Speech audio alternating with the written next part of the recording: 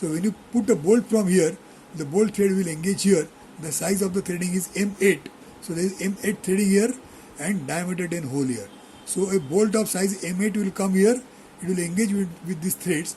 You don't have to use the nut here, and the clamping will take place, and you can grip the shaft which is present here of diameter 30.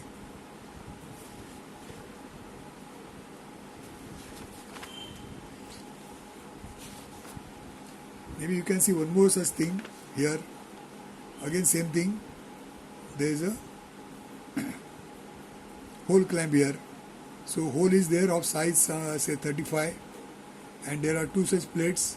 The plates have got hole is gap of 3 mm, 10 mm plate, 3 mm gap, 10 mm plate with a hole of size 15 mm, so that you can pass one bolt, nut bolt, and clamp this. So they are the examples of hole clamps. Hole clamps. Next is raised surface. You will see these raised surfaces many times. What are these raised surfaces? Now you can see here there is a plate. There is a plate like this. This is the thickness of the plate. This is the other view. And on this plate, let us say you require to make one hole like this. So this hole you require on a plate. Now suppose you take just a plate like this and you try to make one hole here. And remember, these plates are made up of cast material. So this is a casting. Casting means this surface is a rough surface. All the surface is rough initially when you make the casting. Now when you make a hole here, you have to make the hole, you have to drill the hole on a rough surface. So when you start drilling a hole on a rough surface, there is normally some difficulty, because the rough surface is such that it will not be able to hold the drill in position. For holding the drill in position, you require some kind of a location here. So for that location, you require this surface to be flat. So for making this surface flat, you will start machining this surface. Now when you machine this surface, the machining will extend to this part also, excess. So this will be excess machining here, which is not required. So what they do, the part which is surrounding this hole, we want a hole of this size, slightly extra here and here. See, the hole is of this size, slightly extra here. This much size surface is raised. So you can see the raising could be of 3 mm. So 3 mm extra raising is done here. That means the shape of the surface is such that there is 3 mm extra raising, and then you can machine this surface and make it flat. So this could be initially 4 mm, 1 mm you remove, and in the process you make this surface a machined surface, flat surface. So although the rest of the place is all casting surface, rough surface, here there is a flat surface. So on the flat surface, by making use of a punch mark, you can start the drilling operation. So you can see such kind of raised surfaces which will surround the hole, and this surface can be made flat by machining action. So for making this surface machinable, it is raised by about 3 mm. So they are called as raised surfaces. Such raised surfaces, they facilitate machining action and drilling action. So you will see them at many places, starting from here.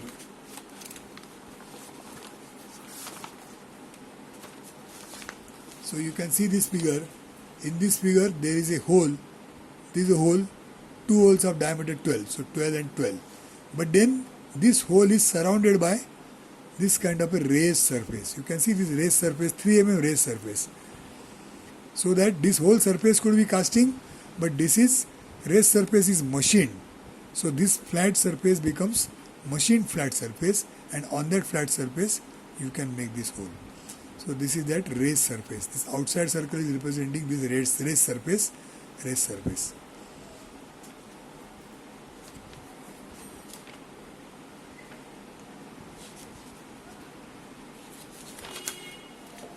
You can see raised surface again over here.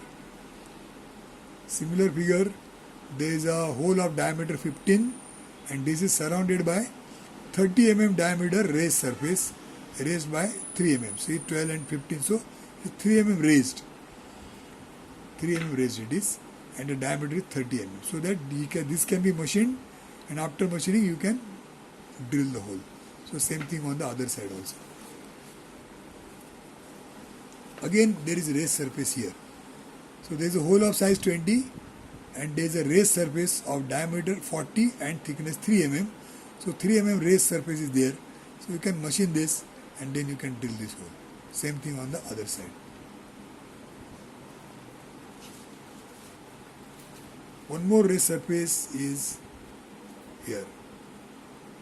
Now this raised surface is provided for the oil hole. Earlier we had discussed this oil hole, but this oil hole, for before making this oil hole, see, anyway this is a surface which is a circular surface. So on the circular surface, and plus it is a cast surface, making a hole is very difficult. So they have raised this surface by about 3 mm, the diameter is 10 mm, and then they have machined this surface, made this flat, and then it is easy to make the hole here.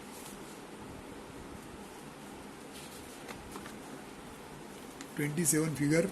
Again you can see raised surface, 3 mm raised surface, 3 mm raised surface. The hole diameter is this.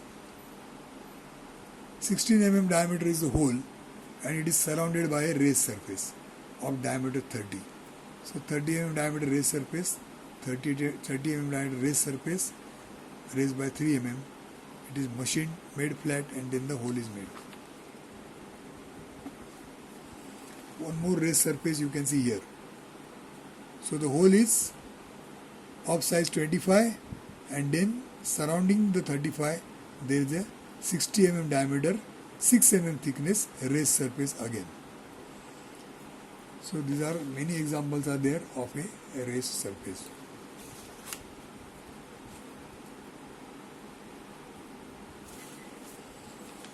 Okay, so we have seen this raised surface, what it is.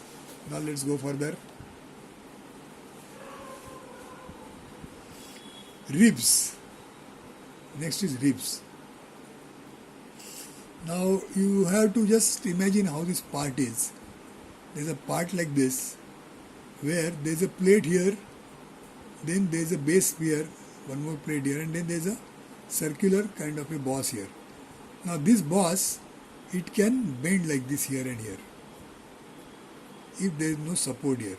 So there is one plate provided here. This plate looks like this, so that this boss will not move like this, because there is a bracket or a support or a rib is given here. So because of this additional plate here called as a rib, this boss will remain in proper position. Even this also will remain. So many such ribs are present for strengthening such kind of a bracket. Now what do we observe for these ribs? For these ribs there is something which is to be learnt. So this rib, suppose you have interpreted this and you are asked to draw this in sections. So suppose I cut from here and you are asked to draw the view like this. In this direction the sectional view you have to draw. So when you draw, you imagine what is cut, and whatever is cut, that you will show by section lines. So you will think that the figure will look like this.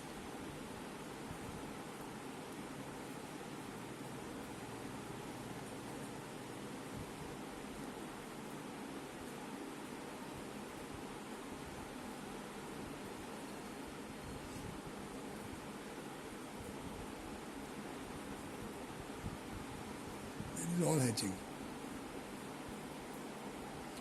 This is how you will draw. If you just think that it is cut like this and this is a new surface that is created, and we show the section lines on the newly created surface, so this is what it will be shown. But then if you draw like this, then this becomes something which will cause confusion, because here the rib is only of this much thickness, whereas if you draw like this, it gives an impression that this entire object has got such a big thickness. The thickness is such a large thickness, that is what it will give an impression if you show like this. So here there is one rule which says that the rib, although it is cut, you are not going to show it by section line. That means you are going to show this figure like this. So although this is a rib which is cut, you are not showing it by section lines. So the rule says, if the rib is cut along its plane, rib is cut along its plane, then you are not going to show section lines here, although this is a newly created surface like this. This is a newly created surface, you are shown by section lines, but not here. Keep this as a rule no section lines for a rib when it is cut along the plane. When it is cut along the plane. Now look here where there is a cross ribs. That means there are two ribs at 90 degrees. So one rib like this and other rib like this. So two ribs are intersecting. I'll just show you what it is meant. There are two ribs like this.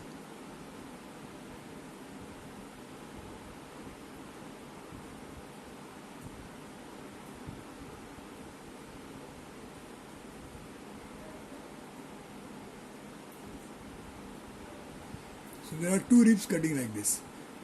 You can see here. Now, suppose you are asked to take a section like this and you look in this direction. How you will draw. So when you draw like this, that time you will now see this rib is cut. I will call this rib as A and this rib as B. So now rib A is cut along the plane and rib B is cut along its thickness. Okay. So what we now imagine is, we imagine that this is a complete rib and these are the A is in two parts. B is complete, B is one part and A is two parts. So it is like A1, A2. A1, A2 and B is one. B is only single. So under this condition when you cut, how you will draw? You will draw it like this. So I have drawn A1, A2 and B is here and it is shown by section lines. So because B is cut along its thickness, see B is cut along its thickness. So it is shown by section line. A1 and A2 they are cut along the plane. So although this is a new surface, no section line here. Try to understand this convention very well. Very well. Now, suppose there is a change and you are asked to take a section along this B. So look in this direction and it is cut like this. Now what you will do here? Now here, when you look in this direction, now you are going to imagine that this A is complete. And there is no A1, it is just one A. And there will be B1 and B2. So A is complete, one piece, and to that A, on one side there is B1, other side there is B2. So B is in two parts, but A is complete, single. And under this condition, when you cut, that time A will be cut along its thickness, and B1, B2 will be cut along its plane. So when you take a view in this direction, it will look again similar to the earlier view, where this is A, this is B1 and this is B2. So no section lines here, although this is cut, but we are showing section lines for A, which is cut along its thickness. So whatever I have explained to you just now, a rule to show section lines in case of cross ribs. How to show cross ribs in section? This is the rule which is explained. Okay, now let us see where are such ribs. There are many such ribs. Figure number 1, you can see there is a rib here. This is a rib which is connecting these two bosses. These bosses are one boss here, one boss here. Both bosses are connected to this plate. But then for extra stiffness, strengthening the two bosses, extra plate is there. Figure number 4, you can see here again same thing. One circle here, one more pipe here, and between the two there is a rib here. So this part is a rib. So when you take a section, that time this is not to be shown in section lines, but all over here, you can show section lines. Then figure number 8, again here there is a rib here. You can see this rib, this is the rib, this is a rib here. There is one more rib here also.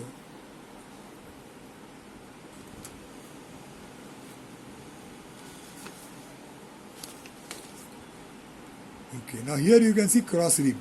This is one rib and this is also another rib. In the other view you can see rib here and rib here. So it is forming a cross just like what is described here. Something similar to this. Even in figure 14 you can see one rib like this and there is another rib here. So cross ribs. So example of cross rib 14. And one more cross rib here. One rib like this, one rib like this. Here rib here, rib here, rib here. So forming a cross. Here it is forming a T actually. Here it is forming a cross. So this 13, 14, 15, they are the examples of cross ribs. Any more are there? Ribs is a very common feature. You can see one more rib is here. There are ribs at many places. Ribs here. Even this is a rib. You can see there are ribs here. One rib like this, one rib like this. There is a rib here. There is a rib here. There is a rib here. This is a rib. This part is a rib. This part is a rib. So many ribs you can see at many places. So we have seen ribs and cross ribs and how to show them in sections. What is the convention used for showing the ribs in sections? Now the next feature is undercut.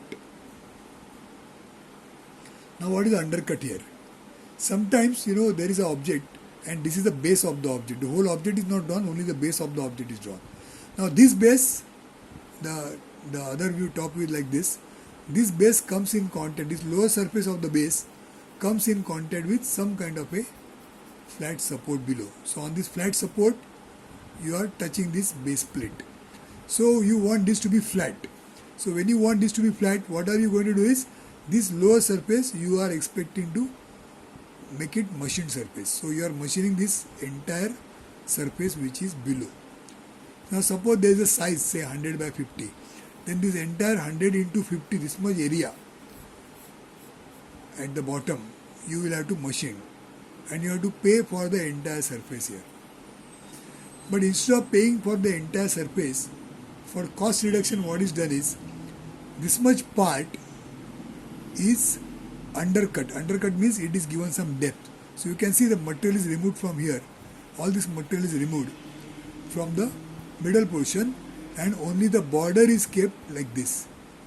Only the border is kept here, the material is going inside. The material is removed.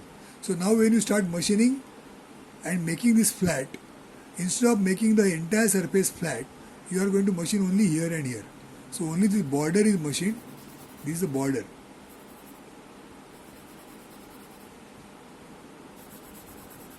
So only this border is machined.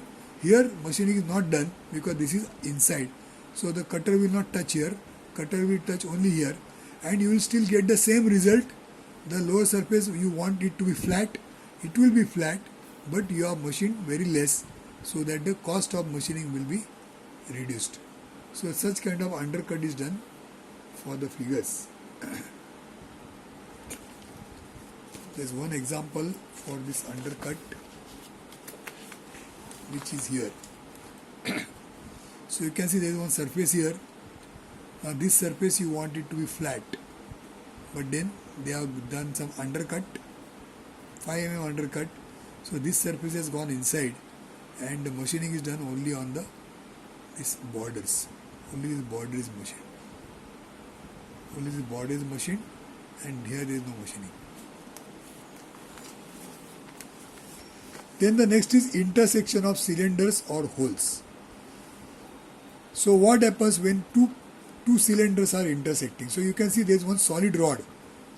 There is one cylindrical rod here, one more cylindrical rod here, and two such rods they are to be joined. Now when they are to be joined, what will be the shape over here? How will be the shape here? Now this is exactly an example of intersection of solids, which is a topic we have learned sometimes back. How to draw the curves of intersection when two solids are intersecting. So in this case, one cylinder is intersecting another cylinder and this is the curve of intersection. So we had solved one problem like this. So this is an application of that. Now how this is seen, that is to be observed, and for that there are some examples.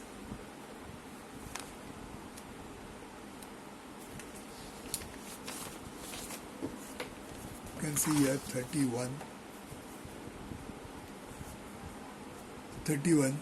So here instead of a solid rod, there is a hollow pipe.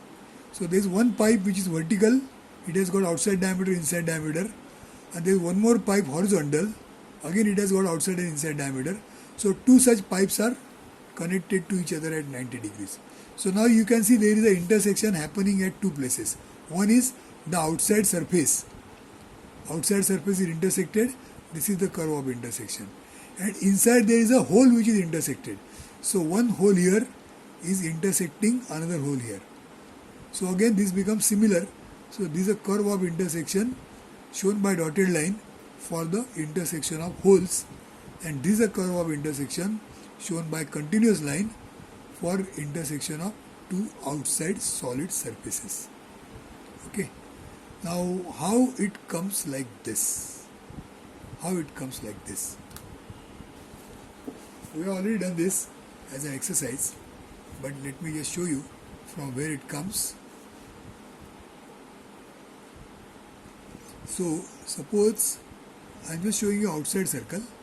So this is outside circle and this is other circle. So two rods are there, they are intersecting like this. So how do you show like this? Now this is the end, so this you will draw.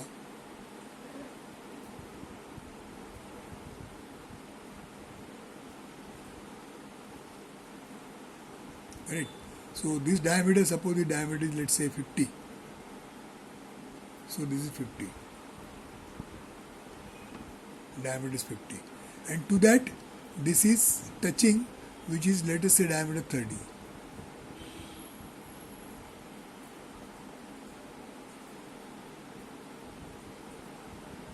So diameter 30 is touching.